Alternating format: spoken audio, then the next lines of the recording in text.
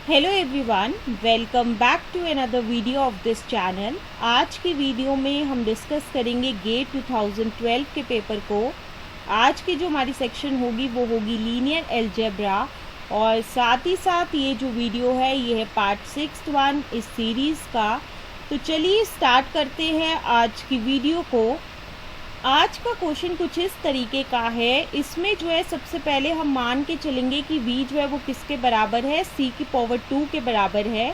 और इस केस में ये जो v है वो एक वेक्टर स्पेस है over the field of complex numbers. और साथ ही साथ दूसरी चीज़ जो हमें दी गई है वो है एक ऑर्डर्ड बेसिस हमारे वेक्टर स्पेस v का, वो डिनोट किया गया है b से। और b जो है वो इस केस में एक ऐसा सेट है जिसके पास टोटल 2 एलिमेंट्स है, जिसका पहला एलिमेंट है 2 टपल 1 कॉमा आयोटा, जिसका दूसरा एलिमेंट है 2 टपल आयोटा कॉमा 1। अब इस क्वेश्चन में हमें क्या पूछा गया है कि हमें बेसिकली 4 ऑप्शंस दिए गए होंगे, और उन चारों ऑप्शंस में जो है 2-2 फंक्शंस दिए गए हैं, और जो वो 2 फंक्शंस जो है वो बनाएंगे हमारा B star set. Basically B star एक ऐसा सेट है जिसके पास टोटल 2 एलिमेंट्स है। सबसे पहला एलिमेंट है F1 और सबसे दूसरा एलिमेंट है F2। तो जो ऑप्शन जो है इनमें से मैच करके बनाएगा बी स्टार। इस केस में बी स्टार जो है वो एक ड्यूअल बेसिस है हमारे सेट बी का over the field of complex numbers. तो चलिए देखते हैं आज के ऑप्शंस क्या हैं। अगर मैं बात करूँ ऑप्शन ए की, तो ऑप्शन ए में दिया गया है f1 ऑफ z1 z2 जो है वो बराबर है 1/2 into z1 minus iota z2। और साथ ही साथ f2 ऑफ z1 z2 जो है वो किसके बराबर है 1/2 into z1 plus iota z2।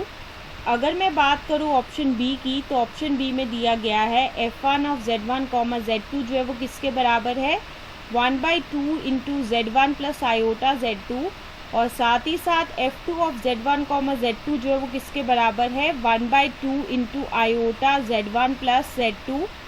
अगर मैं बात करूँ ऑप्शन सी की, तो ऑप्शन सी में दिया गया है f1 ऑफ z1 z2 जो है वो किसके बराबर है 1/2 into z1 minus iota z2। और साथ ही साथ f2 ऑफ z1 z2 जो है वो किसके बराबर है 1/2 into minus iota z1 plus z2 के।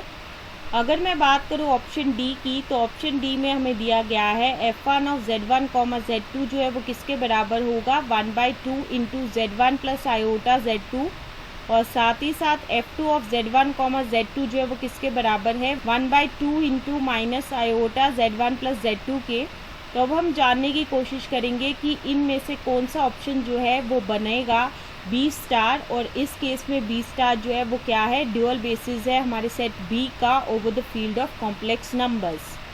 तो चलिए डिस्कस करते हैं इस क्वेश्चन के सॉल्यूशन को। इस क्वेश्चन के सॉल्यूशन को डिस्कस करने से पहले हम डिस्कस करेंगे एक इम्पॉर्टेंट कॉन्सेप्ट के बारे में, जो कि क्या है कॉन्सेप्ट ऑफ ड्यूअल बेसिस। इस कॉन्सेप्ट में बेसिकली क्या है कि वी एफ जो है वो डिनोट करेगा vector space over the field F. और साथ ही साथ बी वी जो है वो क्या है, वो एक ऑर्डर्ड बेसिस है वेक्टर स्पेस वी एफ का, जिसके पास टोटल n एलिमेंट्स होंगे। और वो कौन कौन से होंगे, alpha 1 alpha 2 so on up to alpha n। तो उस केस में जो बेसिस होगा हमारा ड्यूअल स्पेस का, उसे हम क्या कहते हैं, ड्यूअल बेसिस कहते हैं, जो कि किसके रिस्पेक्ट में होगा, ऑर्डर्ड बेसिस बी वी के रिस्पेक्ट में होगा। और वो भी किसका बेसिस है, वो बेसिस है वेक्टर स्पेस वी एफ का, और उसे डिनोट किया जाएगा बी वी डैश से, जिसमें टोटल n एलिमेंट्स होंगे, जिसका सबसे पहला एलिमेंट होगा f1, जिसका दूसरा एलिमेंट होगा f2 so on up to जिसका nth एलिमेंट होगा fn। इस केस में क्या होगा कि fi ऑफ अल्फ़ा j जो है वो किसके बराबर होगा डेल्टा i j के, जहाँ पे i और j की वैल्यू जो है वो लाई करेगी 1 से n के बीच में। इस लाइन का बेसिकली मतलब क्या है कि f1 ऑफ अल्फ़ा 1 जो है वो 1 के बराबर होगा, f1 ऑफ अल्फ़ा 2 जो है वो 0 के बराबर होगा, so on up to f1 of alpha n जो है वो 0 के बराबर होगा, f2 ऑफ अल्फ़ा 1 जो है वो 0 के बराबर होगा, f2 ऑफ अल्फ़ा 2 जो है वो 1 के बराबर होगा, so on up to f2 of alpha n जो है वो 0 के बराबर होगा। और साथ ही साथ ये चीज़ हो रही होगी कि fn ऑफ अल्फ़ा 1 जो है वो 0 के बराबर होगा, fn ऑफ अल्फ़ा 2 जो है वो 0 के बराबर होगा, so on up to fn of alpha n जो है वो 1 के बराबर होगा। तो basically fi of alpha j is equal to delta I G का ये मतलब है इस केस में। अब हम आते हैं आज के क्वेश्चन की तरफ। और जैसा कि मैंने आपको बताया था कि इस केस में v जो है वो किसके बराबर है, c की पावर 2 के बराबर है, जो कि एक वेक्टर स्पेस है over the field of complex numbers. और साथ ही साथ हमें एक ऑर्डर बेसिस दिया गया है v का, जो कि एक ऐसा सेट है जिसमें b से डिनोट किया गया है, जिसके पास टोटल 2 एलिमेंट्स है, जिसका पहला एलिमेंट है 2 टपल 1 कॉमा आयोटा, जिसका दूसरा एलिमेंट है 2 टपल आयोटा कॉमा 1। इस केस में क्या है कि हम मान के चलेंगे कि अल्फ़ा 1 जो है वो किसके बराबर है, 2 टपल 1 कॉमा आयोटा के बराबर है। और साथ ही साथ अल्फ़ा 2 जो है वो किसके बराबर है, 2 टपल आयोटा कॉमा 1 के बराबर है। इस केस में b स्टार जो है वो डिनोट कर रहा है ड्यूअल बेसिस हमारे सेट b का over the field of complex numbers, जिसके पास टोटल 2 एलिमेंट्स है। सबसे पहला एलिमेंट है f1 और दूसरा एलिमेंट है f2। तो इस केस में क्या होगा कि f1 ऑफ अल्फ़ा 1 जो है वो 1 के बराबर होगा, f1 ऑफ अल्फ़ा 2 जो है वो 0 के बराबर होगा, f2 ऑफ अल्फ़ा 1 जो है वो 0 के बराबर होगा, और साथ ही साथ f2 ऑफ अल्फ़ा 2 जो है वो 1 के बराबर होगा। अब हम डिस्कस करेंगे हर एक ऑप्शन को एक एक करके। सबसे पहले हम डिस्कस करेंगे ऑप्शन ए के बारे में। इसमें क्या है कि हम मान के चलते हैं कि f1 of z1 comma z2 जो है वो किसके बराबर होना चाहिए, 1/2 into z1 minus iota z2। और साथ ही साथ f2 of z1 comma z2 जो है वो किसके बराबर होना चाहिए, 1/2 into z1 plus iota z2। तो उस केस में f1 ऑफ 1 कॉमा आयोटा जो है वो किसके बराबर होगा, 1/2 इंटू ब्रैकेट के अंदर होगा 1 minus iota into iota, which is further equal to होगा 1/2 into 1 minus iota square, which is further equal to होगा 1/2 into 1 plus 1, which is equal to 1 के बराबर होगा। तो यहाँ से हमें ये चीज़ पता चली है कि f1 ऑफ 1 कॉमा आयोटा जो है वो किसके बराबर है, 1 के बराबर है। दूसरी चीज़ जो अब हम कैलकुलेट करेंगे वो क्या है, f1 ऑफ आयोटा कॉमा 1 जो है वो किसके बराबर होगा, 1/2 into iota minus iota, which is further equal to होगा 0 के बराबर। तो यहाँ से हमें ये चीज़ पता चल रही है कि f1 ऑफ आयोटा कॉमा 1 जो है किसके बराबर है, 0 के बराबर है। तीसरी चीज़ जो अब हम कैलकुलेट करेंगे वो क्या है, f2 ऑफ 1 कॉमा आयोटा जो कि किसके बराबर होगा, 1/2 into 1 plus iota into iota, which is further equal to होगा 1/2 इंटू 1 प्लस आयोटा का square, which is further equal to होगा 1/2 into 1 minus 1, which is equal to 0 के बराबर होगा। तो यहाँ से हमें ये चीज़ पता चल रही है कि f2 ऑफ 1 कॉमा आयोटा जो है वो किसके बराबर है, 0 के बराबर है।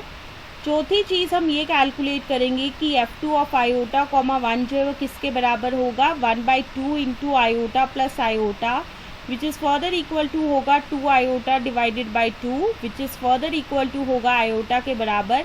तो इस केस में f2 ऑफ आयोटा कॉमा 1 जो है वो 1 के बराबर नहीं है। तो इसी वजह से जो है ऑप्शन ए जो है वो बिल्कुल गलत है, और ऑप्शन ए जो है वो आंसर नहीं होगा इस क्वेश्चन का।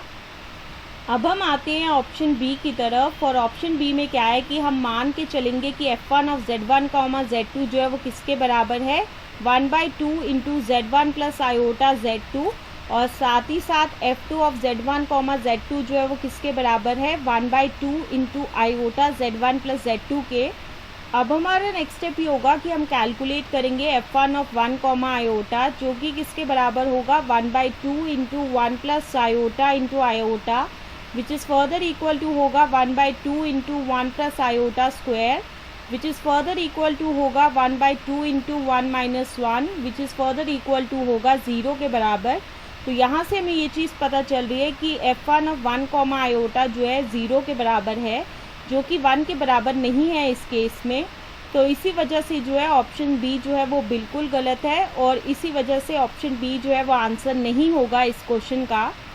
अब हम आते हैं ऑप्शन सी की तरफ। और ऑप्शन सी में क्या है कि हम मान के चलेंगे f1 of z1 comma z2 जो है वो किसके बराबर है, 1/2 into z1 minus iota z2।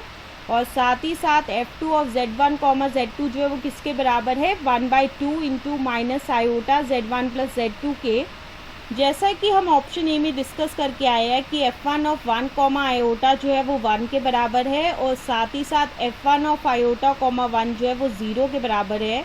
तो अब हमारा नेक्स्ट स्टेप ये होगा कि हम सीधा कैलकुलेट करेंगे f2 ऑफ 1 कॉमा आयोटा जो कि किसके बराबर होगा 1/2 into minus iota plus iota which is further equal to होगा 0 के बराबर।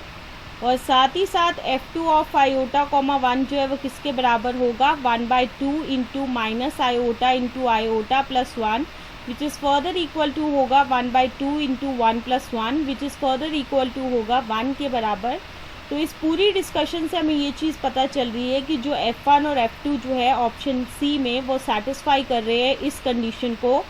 F1 ऑफ 1 कॉमा आयोटा जो है वो 1 के बराबर है, F1 ऑफ आयोटा कॉमा 1 जो है वो 0 के बराबर है, F2 ऑफ 1 कॉमा आयोटा जो है वो 0 के बराबर है, और साथ ही साथ F2 ऑफ आयोटा कॉमा 1 जो है वो 1 के बराबर है। तो इसी वजह से जो है ऑप्शन सी जो है वो बिल्कुल सही है, और इसी वजह से जो है ऑप्शन सी जो है वो आंसर होगा इस क्वेश्चन का। जैसा कि हम जान चुके हैं कि ऑप्शन सी जो है वो आंसर है इस क्वेश्चन का, लेकिन फिर भी हम जानने की कोशिश करेंगे कि क्यों ऑप्शन डी जो है वो गलत है। तो उसके लिए हम क्या करेंगे कि हम मान के चलेंगे कि F1 of Z1 comma Z2 जो है वो किसके बराबर है 1/2 into Z1 plus iota Z2, और साथ ही साथ F2 of Z1 comma Z2 जो है वो किसके बराबर है 1/2 into minus iota Z1 minus Z2 के। अब हमारा नेक्स्ट स्टेप ये होगा कि हम कैलकुलेट करेंगे F1 ऑफ 1 कॉमा आयोटा जो कि किसके बराबर होगा 1/2 into 1 plus iota into iota which is further equal to होगा 1/2 into 1 plus iota square which is further equal to होगा 1/2 into 1 minus 1 which is equal to होगा 0 के बराबर। तो यहाँ से हमें ये चीज़ पता चल रही है कि F1 ऑफ 1 कॉमा आयोटा जो है वो 0 के बराबर है, और इस केस में हमें चाहिए था कि 1 के बराबर होना चाहिए था, लेकिन F1 ऑफ 1 कॉमा आयोटा जो है वो 1 के बराबर नहीं आ रहा है। तो इसी वजह से जो है ऑप्शन डी जो है वो गलत है, और इसी वजह से ऑप्शन डी जो है वो आंसर नहीं होगा इस क्वेश्चन का। So option C will be the answer of this particular question. So this is the explanation to this particular question, and with the explanation of this question this is the end of this video। तो मिलते हैं next video में नए question के साथ। So stay tune for the next video.